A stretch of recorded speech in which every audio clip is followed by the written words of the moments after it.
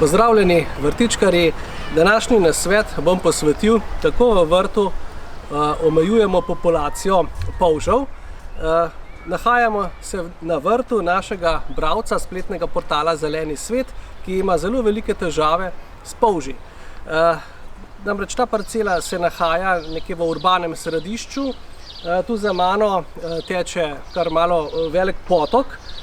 Tudi na tem vrtu je veliko, kako bi rekel, skrivališč polžev, vidimo tukaj tudi tratne površine, tako da polžev je v tem primeru tukaj vidimo kar veliko, sploh zjutraj se jih veliko najde, svoje seveda naredi še vreme, torej problem je kar velik. No, kako v takem vrtu postopamo glede varstva pred polži, ki so velik problem?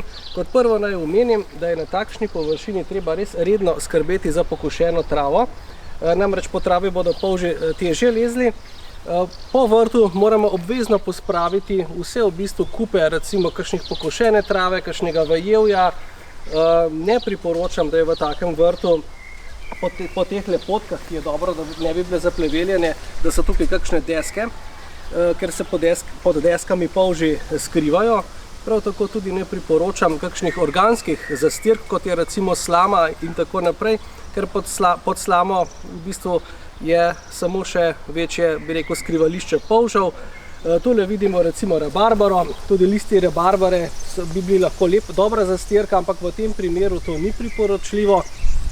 Tako da, kako v bistvu v takem primeru še lahko polže nekako omejujemo, to so razne vabe.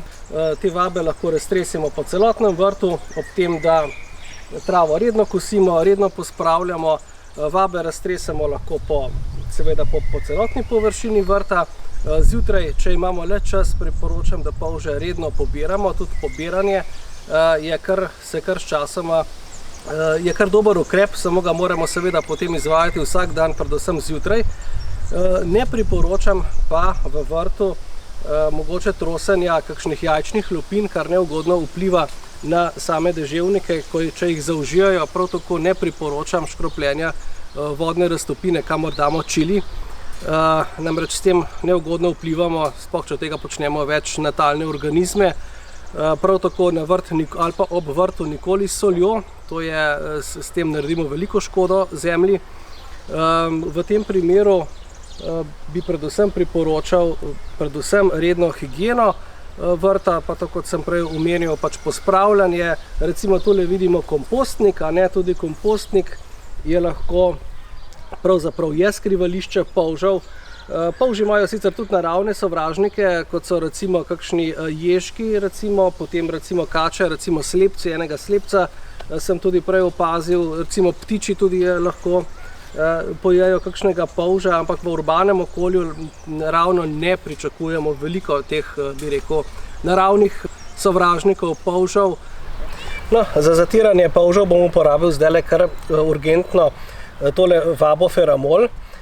To je vaba na osnovi železovega fosfata. To vabo uporabljamo in je seveda primerna tudi za ekološko, bi rekel, vrtnarstvo, v doziranju 5 gramov na kvadratni meter. To je približno ena žlička. Lahko si prej tudi stehtamo, koliko je to. Raztresemo jo pa enakomerno po gredici. Karence nima, se pravi čakalne dobe, to pomeni, da vrtnine lahko kar takoj uživamo, ni tudi strupena za, bi rekel, za divje in pa domače živali. To vabo uporabimo tudi tam, kjer imamo recimo tudi po travniku, tudi tam, kjer imamo senčne, bi rekel, senčne kotičke, to je recimo pod grmovnicami, to so tipična skrivališča polžev.